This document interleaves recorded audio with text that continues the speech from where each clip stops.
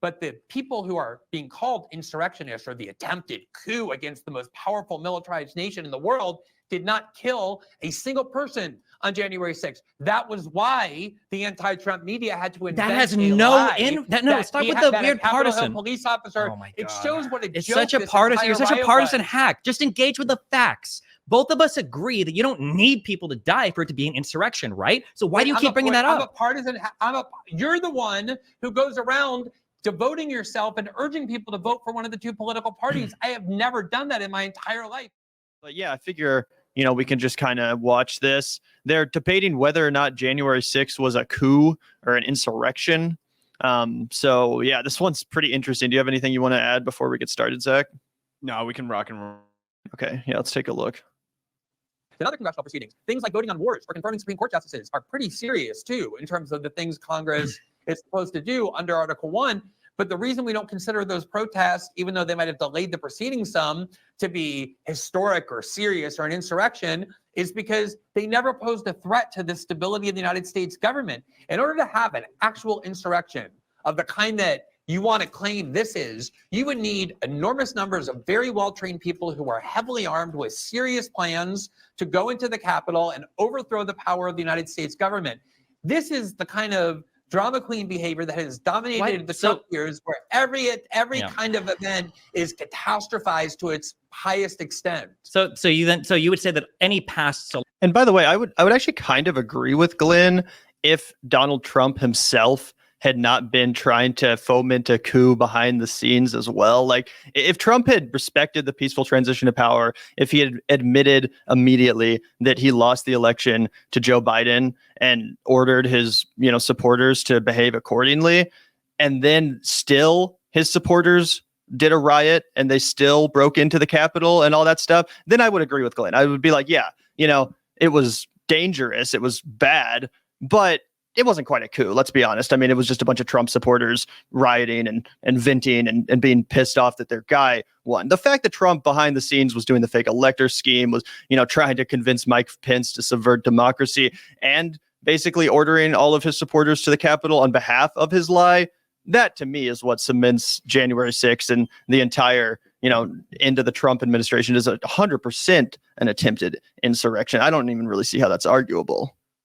Oh, 100%. And imagine for one moment, because I agree about the sensationalization of Donald Trump. In fact, the more I go and read about the Bush era, right, I've been really trying to make an effort to refamiliarize myself with that, because I think it's going to come back full circle with the escalating tensions with Iran that we're seeing. So it's almost like Donald Trump was almost like a mirror of George Bush. I actually heard a clip of George Bush talking about oh, we don't actually want to be the world police. We actually, I don't think it's any of our business what's going on. And then of course he gets into power and Dick Cheney's like, nah, buddy, that's not how we're fucking governing and all these things. And that's why the establishment actually back in 2001, they had all these ideas about having John McCain be president back then, right? Because he was going to just go along and put a good face on it. And they had to deal with the oafishness of George Bush. Same thing happening with Donald Trump, although he just wasn't able to accomplish all of the barbarism that George Bush was. But here's where I disagree, right? Just because he's incompetent, right? Just because he's a fool, just because he doesn't have the military means, just because he doesn't have the will of the army, to do a successful military coup d'etat, right? Could you imagine for 1 second, Gavin, that anybody would be having this, it would have been an open and shut case if on January of 2017, right, Barack Obama gets in front of a podium of fucking angry people that are pissed as hell that Donald Trump won the election, and he says, "Let me be clear, I'm not going anywhere." You know what I mean? They would be fucking melting down. They would be talking about how it was treason. They would be calling for him to be hanged. They would be putting him before a court immediately. So now, while the Democrats are feckless and they didn't have the backbone to immediately go after Donald Trump, which was their biggest mistake, in my opinion, it doesn't negate the fact that a crime would have been committed if Barack Obama did that, and that a crime was committed when Donald Trump, refused to accept the results of the presidential elections. And if the one consequence for him is that, hey, you've been barred, you know how you can get disbarred from being a lawyer? How come you can't get disbarred from running for president? You know what I'm saying? It's well, because that would be un-American. Well, they can make it so that's impossible for you to fucking ever practice law in this country. You know what I'm saying? How come it can't make it impossible for you to make laws in this country? You know what I mean? It's just very interesting. like the Whiskey Rebellion in the United States. That's stupid. They shouldn't have called it that. They should have called it like the farmer protest or something different. Or because I don't even what you're saying right mean, now, it stands in contrast to how every other person viewed insurrectionism or insurrectionists at the time when, say, the 14th Amendment was drafted and ratified. People viewed people sometimes as being insurrectionary or giving aid or comfort to enemies of the United States just for letting their children go off to war to serve the Confederacy. It's nice if you, Glenn Greenwald, personally have some view of what you personally think an insurrectionist or rebellion might look like or what it should be. But to be quite frank, your opinion doesn't really matter. The opinion would be the historical relevance of the saying in the United States. It would be the historical analysis that exists for historical rebellions or insurrections in the United States, which oftentimes had very little to no chance of succeeding. Even the insurrectionists themselves thought that they were going to succeed.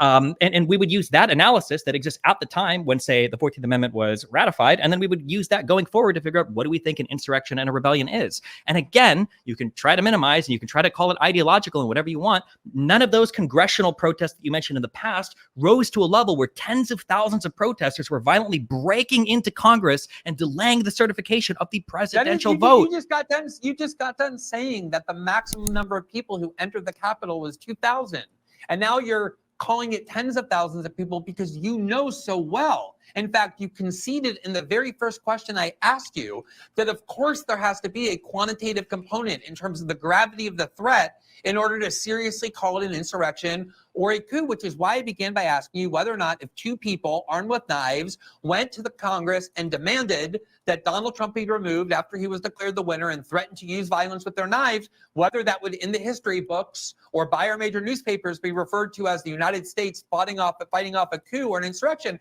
And you said, yeah, I mean, I guess if it's just two people, then it would probably be pretty ridiculous to call it that. So I see this, what happened on January 6th, a 3-hour riot that even the FBI's informants on the ground told the FBI in real time was never intended to be any kind of premeditated violent act on the part of most people, but instead was something that happened spontaneously, as so often happens where political protests confront the police and become violent. I see it.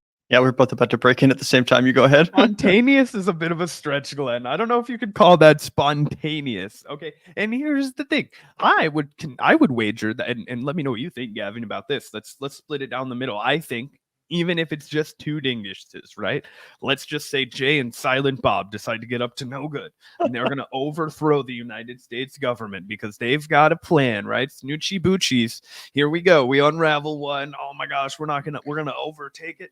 It's like, bro, if they find evidence, like I gave the example of Barack Obama. Let's take another example, one that I know Glenn would relate to because he covered it better than fucking goddamn anybody.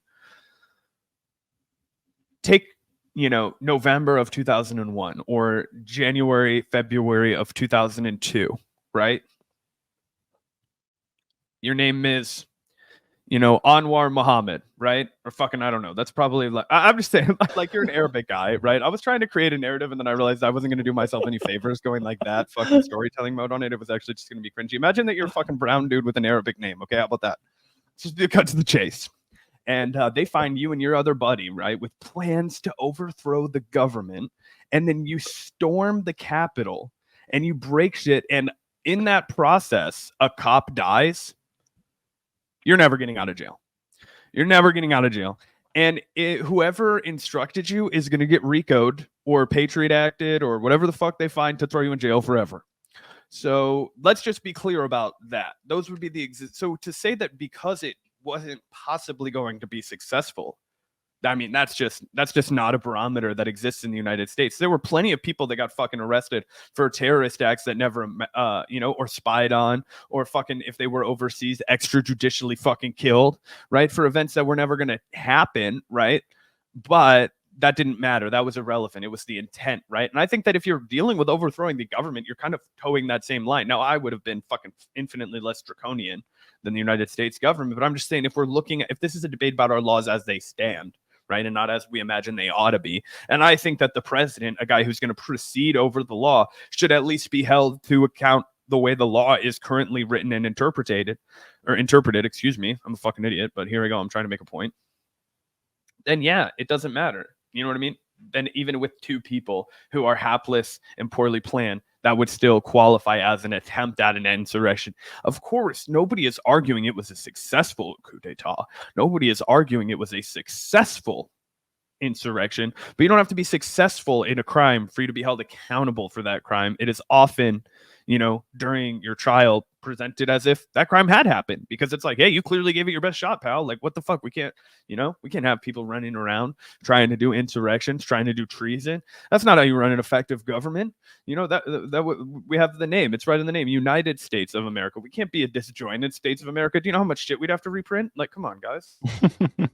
Yeah, exactly. And I totally disagree that it was spontaneous, right? Like, I remember those months leading up to January 6th fairly well because they were pretty freaking terrifying. I would be surprised if Glenn doesn't as well, but those months leading up to January 6th were full of Trump, talking about how the election was stolen, fueling, his supporters' fury with this illegitimate claim that the election was undemocratic, even though all of his advisors behind the scenes were telling him the opposite. He continued to double down, and not just him, but the entire right-wing media. I mean, Alex Jones was out there leading around freaking caravans of MAGA supporters, standing on top of cars, yelling about 1776 and shit. Like, it was actually a little bit frightening. I remember those months of chaos, and that's absolutely what led to January 6th. That's absolutely what led to Trump's own lies and his own rhetoric. You can't just say that, oh yeah, I don't even know why those Trump supporters were there. They all just materialized. They all were just bored that day. They were hanging out outside of the Capitol, and then all of a sudden it got a little bit too hot and everyone decided to charge. Like, no, that's not what happened.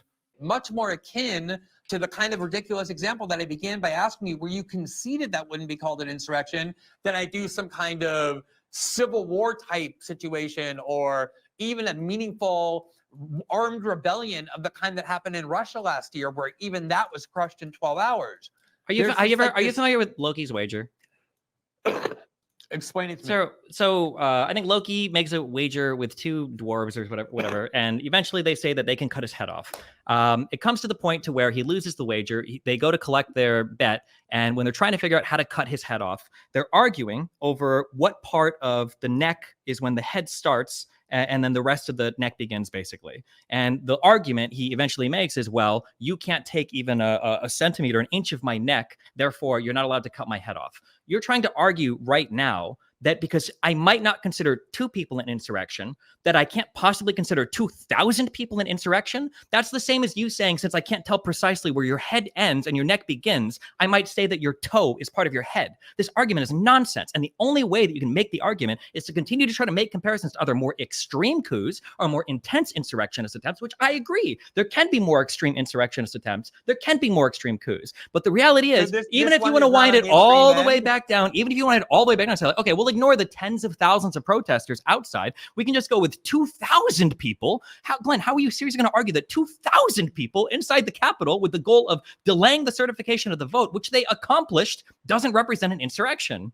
Wait a second, Glenn, just before you go on, I just want to put you on Glenn's question. So Glenn's question was, he said, an insurrection when there's an actual threat to democracy. I'm putting off that a vote isn't a threat to democracy. At what point did you call it an insurrection? Would you call it an insurrection on January 6th? I don't know. Like, here's the thing. I don't know the thin line that they'd have to cross to call it an insurrection, but whatever. Settled it really quickly. Like, I feel like we just fucking address this in like good faith between all of us. It's like, okay, was it a successful coup d'etat? Was it a successful insurrection? Of course not. But that, like, again, we just said that's totally irrelevant. So this guy's like, at what point does it become an insurrection? It's like, bro, it was an attempted insurrection. So, okay, so the former president led an attempted insurrection. How's that for language? Yeah, I still think that should be a crime that we look into. Like, it's so baffling to me that that's not just the common sense takeaway. Like, am I missing something, Gavin? Like, I feel like I never really took this shit seriously. Like, Gavin and I were like kind of the perfect foil for each other when this shit first went down, because we had both agreed from like that it was not going to actually be successful. But Gavin was still taking it really seriously, for what it was. I, on the other hand, kind of laughed it off. I was like, look at these fucking hillbillies that are just like doing this. To be fair, just because they're a bunch of hapless hillbillies, I want to reaffirm the fact that it's still a crime. Even if you're just like a fucking, regular guy that gets swept up in the moment, like that happens to people all the time. And they don't get leniency in their sentencing. And again, I'm the least likely to have sympathy for the president who coordinated all this. Like, you know what I'm saying? The president of the United States. We've got the young thug sitting in jail in Atlanta for freaking amorphous RICO charges for, like, you know, running a gang through his rap lyrics and all this kind of stupid shit. And Young Slime Life is like a fucking, you know, and it's all, he's marionetting it all. And yet you have the fucking president of the United States who's also getting RICO'd, but we're still down here pretending that he's like, oh, it's crazy to pretend that, you know, these felonies that he's accused of committing would have any fucking bearing on his legal right to run the country again, like, and potentially absolve himself. Like, this is crazy. It's crazy. I think any rational person is going to look at this and be like, look, we just have to do something about this. Yeah. And my stance has always been that, well, yeah, obviously the violence on January 6th was serious and newsworthy and all of that stuff. It never was as serious or newsworthy as what was happening behind the scenes, what Donald Trump himself was trying to orchestrate with his goons, Rudy Giuliani, Sidney Powell, and almost Mike Pence. Luckily, of course, Mike Pence didn't go along with it, but now Trump's running for president again. And guess what? He gets to pick a new vice president who's not Mike Pence. He gets to pick someone who can do what Mike Pence didn't want to do, what Mike Pence refused to do. So, yeah, it just seems completely ridiculous to be sitting here, you know, less than a year before Trump potentially takes office again, denying that what he tried to orchestrate was, in fact, a coup. It's just ridiculous. And again, there could have been 5 Trump supporters at the Capitol that day. There could have been 1 million Trump supporters breaking into the Capitol that day. I don't really think the number of people breaking into the Capitol has much to do with whether or not what Trump was trying to pull off amounted to an insurrection, because it obviously was. It obviously did. That's what he was trying to do. There's no ambiguity about it, in my opinion. There's no nuance about it. He was trying to stay in power. And again, yeah, he had 2,000 supporters that were, you know, diehard enough to break into the Capitol and try to make that happen on his behalf. But again, he could have had 1 million. He could have had 5. Doesn't really matter. It was very clear he was trying to orchestrate a coup behind the scenes. And again, I just don't understand how you cannot take that a little bit more seriously, given the fact that this guy is leading in the polls. He very likely could be our president once again and could very likely make personnel decisions which would enable him to be successful if he tried to do this again, right? Like, I just don't quite understand that. And I think it's totally fair to point out that the Democrats bungled their prosecution of Trump for these crimes. I would never dispute that for a moment. They went from an open and shut case, in my view, where half of the Republican Party would have been on board with, like, I mean, if you're talking like this trial, you know, they bring it up in February and then they're like, all right, in August of 2021, we're going to, you know, settle this with Donald Trump. Put it open and shut. It goes to the Supreme Court. They've already dealt with all of this by now, right? Okay, that is the proper way to handle this. Clearly, they did not handle this properly. Clearly, they are now giving the right wing and people who want to defend Trump bountiful ammunition to say, look, it's a political show trial. It's a witch hunt. They've tried to get me for X, Y, and Z, and they haven't been able to. And that, I think, is almost as great of a tragedy, if not a greater tragedy. You know what I mean? Because it's the fact that this was so easy to get him for, but the Democrats, so true to their brand, had to go and fuck it all up. They could not just say, hey, you know what? We're going to put our foot down and accomplish something. Even when it was Donald Trump, the guy they professed to hate so much, they couldn't do it because they were like, oh, well, fuck.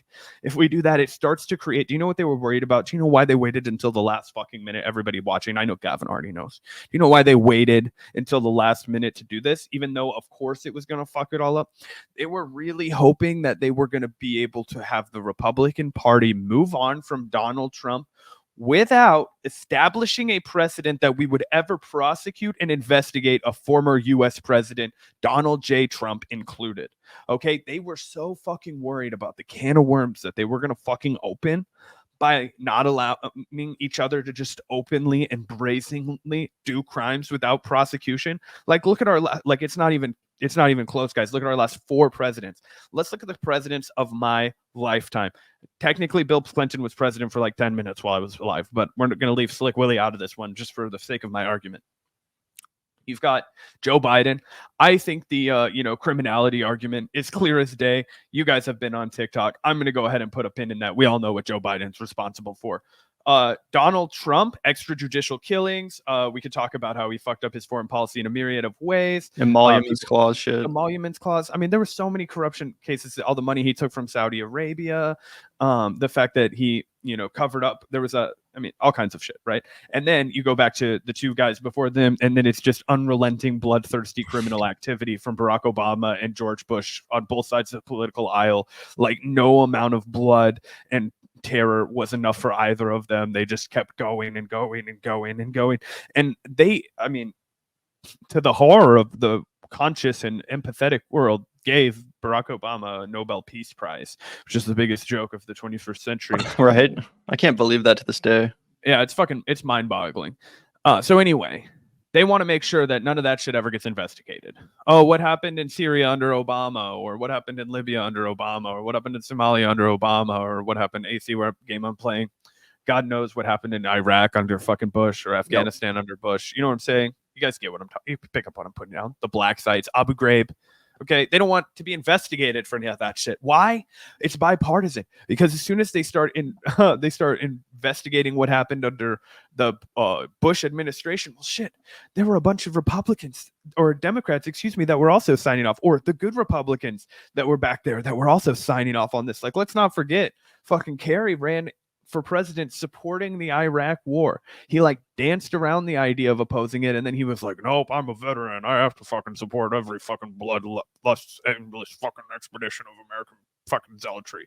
Anyway, that's what I just wanted to add for context here. That's why they decided to fuck it all up, but they're still doing it. If they're still opening that can of worms, that's the same maddening shit where they're like, well, we can't get rid of the filibuster. What will the Republican Party? The Republican Party doesn't give a fuck, dude. They're gonna do whatever the hell they can to beat you. You have to start playing the same game back at them. It's the same exact argument I was having with Josiah, where Josiah was like, well, they didn't have this, and I was like, yeah, but they could have done this to fucking break some balls and get things going.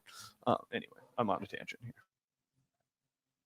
Line that is, it was crossed a long time ago. You had the president of the United States calling up over 100,000 people to DC, and then he riled them up saying that they needed to essentially delay the vote. He was relying on Pence to do it. All of those protesters went to the White House. A lot of them, or not to the White House, sorry, to the Capitol building. A lot of them broke into the Capitol building with the goal of delaying the certification of the vote because they didn't like the outcome of the election and they wanted to change it. They needed to fight like hell to take their country back because Mike Pence wasn't going to do the right thing by helping Trump do his constitutional coup. And so they turned it into an insurrection. It's plainly what happened. Now, if only 20 people went in, would I consider it an insurrection? I don't know. Maybe not. If only, 100 people went in, maybe. Maybe if 200 people went in and they got further, maybe. I'm not sure where exactly I would, slice the pie to call it, whatever we call it. But wherever we're at, we're way over that. And I just don't think the comparisons to other more extreme coups or more extreme rebellions or anything in Russia, it just doesn't make any sense. It's only done to equivocate on what's actually happened or to do a whataboutism to something that I would probably plainly agree with. Like, wouldn't you agree this is a more serious coup or more serious insurrection? Yeah, sure. There can be more serious coups and more serious insurrections. Much the same, there could be more brutal murders of one person and other. It doesn't make one murder not a murder just because you did it easier or did it cleaner. Okay, so first of all, the reason, as I said at the start, why historical comparisons or historic comparisons to other incidents are so important is because there's a gigantic ideological and partisan motive. Glenn threw on the swag goggles. The extent to which what happened on January 6th was a serious threat. And especially when somebody is a Democratic Party partisan who goes around saying the Democratic Party is better, we want people to go and vote for Democrats, we want to make sure Donald Trump doesn't return to power. And at the same time, the narrative they're pushing coincidentally aligns perfectly with their partisan agenda, then I think it's important to start questioning whether or not there's any authenticity to the beliefs based on how other situations have previously been treated. Okay, and Glenn is perfectly fair about.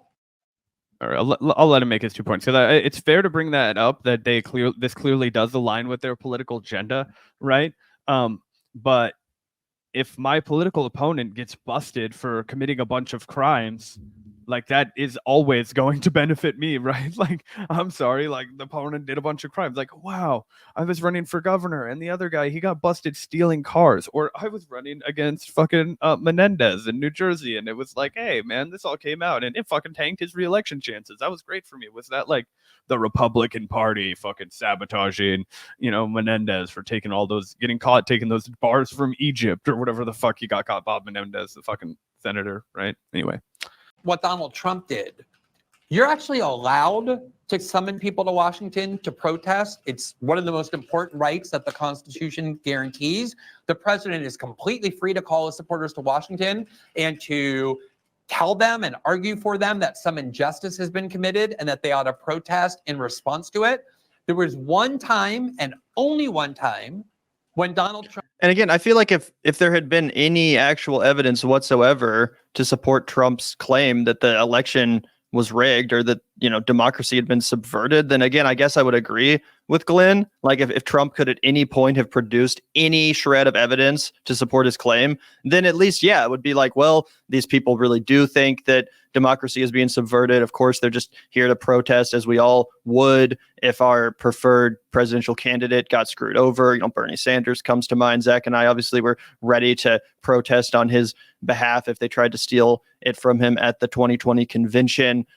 But again, Trump had no evidence. And what he was basing these calls to protest off of were lies. And I genuinely don't understand why Glenn won't acknowledge that, because it's very clear. This has been established as a matter of fact that Donald Trump was told over and over again by the advisors that he surrounded himself with, not a bunch of, establishment people, but his own advisors, people that he hired to advise him. They told him that the election was not stolen. They told him that he was wrong and that he needed to wrap it up and tell his supporters the honest truth. He fired all those people. He refused to take their advice and, continued to surround himself by increasingly crazy people such as Rudy Giuliani, Sidney Powell, obviously uncredible sources, instead of the obviously credible ones that were telling him what he didn't want to hear.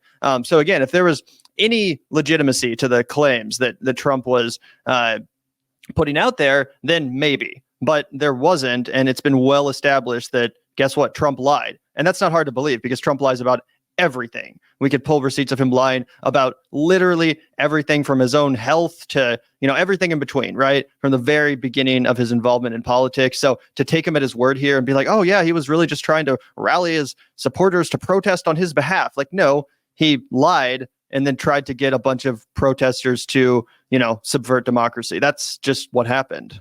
Trump addressed the question of whether or not violence should be used when those people went to the Capitol. And what he said was this, quote, "I know that everybody here will soon be marching over to the Capitol building to peacefully and patriotically make your voices heard." And the fact that people, because he said peacefully, then have to resort to things like, oh, well, he invoked political cliches like fight like hell.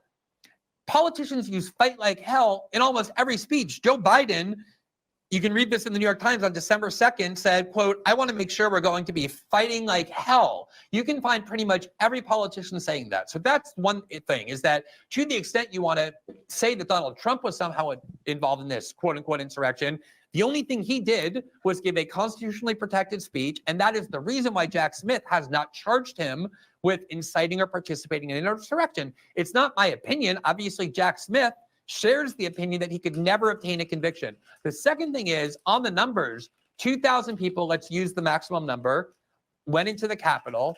A small percentage, a tiny percentage of people who went into the Capitol actually used violence. So most of those people, the vast majority, according to the US government themselves, were doing nothing other than peacefully protesting. Again, protesters entering the Capitol without authorization, occupying offices of members of Congress in order to pressure them to take some step or not take some step is something that happens all. What step were they pressuring them to take, though? I feel like that's what's kind of being admitted here. Like, they weren't protesting for a Green New Deal. They weren't just sitting outside of Pelosi's office peacefully protesting for a Green New Deal. Like, no, they were violently breaking through barriers, chanting things like hang Mike Pence, trying to find out where elected officials were so they could commit acts of violence. Like, I'm not trying to sound like a hysterical MSNBC listener here, but at some point we do have to be honest about what was going on January 6th. And no, it was not a peaceful protest. I just think that's a straight up mischaracterization. Yeah, like I could heed the point that, oh yeah, if they went and sat in Nancy Pelosi's office and said, you're never going to take our guns, like that would be a different political statement to take than the one that was, hey, we don't want you to certify the election. And as Gavin pointed out earlier, they did a recount. There was a funding effort and then an actual legitimate recount in the state of Arizona. And as Gavin gets back here, I know he knows the answer to this question. Gavin, what was the result of the recount in Arizona? The much discussed, most anticipated. In fact, the couch potatoes, before they ran off to simp for Russia, they actually fundraised to have their chieftain, Mrs. Potato Head, down to Arizona to catch Joe Biden in the act. Oh, wait, what act did they catch him in? He actually won by more votes than were originally counted. I was a psyop. It was the deep state. No, it wasn't. You were just lied to by a sore loser who has a history of denying reality when it doesn't suit him. But it all comes back to that. It's the idea is that, okay, fine. They were peacefully protesting, but they were also intentionally stopping. It was not a peaceful protest, by the way. There's no way to describe it as a peaceful protest. Like, you know what I mean? But even conceding that they were having a peaceful protest, which they were not, if that were the case, they would still be trying to subvert the will of the Democratic public, and Donald Trump would be their chieftain, and he would be held accountable for leading that mob. It's just the way that, like, you know what I'm saying? Anyway, there's one more part of the debate I wanted to quickly queue up and react to here. This is where it gets pretty spicy. Some of them actually died, and one of them was shot by the Capitol Hill police. But the people who are being called insurrectionists or the attempted coup against the most powerful militarized nation in the world did not kill a single person on January 6th. That was why the anti-Trump media had to invent That has a no lie start with the weird partisan police officer. Oh my It God. shows what a It's joke such a this partisan. You're entire such a riot partisan was. hack. Just engage with the facts. Both of us agree that you don't need people to die for it to be an insurrection, right? So why do you keep bringing that up? I'm a partisan. You're the one who goes around devoting yourself and urging people to vote for one of the two political parties. I have never done that in my entire life. I've spent the last 4 months attacking one of the core policies of the Republican Party, which is U.S. support for Israel. I That's don't go great. around encouraging people Glenn, to vote for the Republican Glenn, Party. why does You're the one who goes around. Yes. Your entire community is filled with Democratic Party partisans. True. Glenn, How dare you call anybody else a partisan? That is what you are at your core destiny. Glenn, can I bring it back? Glenn, can I bring it back to the debate? Oof, that is spicy. Honestly, so it is fair to call it. I don't think Destiny really can call anybody else a partisan. Although, yeah, I would say that it's interesting because I would have loved to have been the third party on the wall in that debate. Like Gavin and I, just like the neutral, like, hey man, listen, like I'm sure we could find some common ground here. Like at what point are we going to say this is unacceptable? What level of culpability are we assigning to Donald Trump, and how do we decide to penalize that? I'm not a lawyer, but I'm happy to sit there and be like, I represent the jury, right? Like I represent the layman and how we're looking at this. And I guarantee you guys, I live in flyover middle fucking America. Okay, a lot of people were unhappy with how January 6th happened. It's not a liberal fucking agenda talking point, right? My mom, I remember I works for the fucking Republicans in Kansas, and they were like fucking aghast at January 6th. So I don't even think I think it was actually a bipartisan, issue for a time. Yeah. Oh, totally. Yeah. For a while before all the Republicans just cucked themselves and decided to line. Yeah, exactly. For a second, they were like, this is disgraceful and beneath us as a party, after tolerating like 4 years of the most embarrassing leader ever. But anyway, yeah, I mean, it's an interesting debate. I guess I can kind of understand where Glenn is coming from, just like in a semantic way. But even that, I don't really understand why he's so committed to like undermining the idea that in fact January 6th was an attempted insurrection, an attempted coup. Like, to me, that just seems obvious. It doesn't seem like a partisan position. It just seems like it's a matter of fact. What we all saw what happened on that day.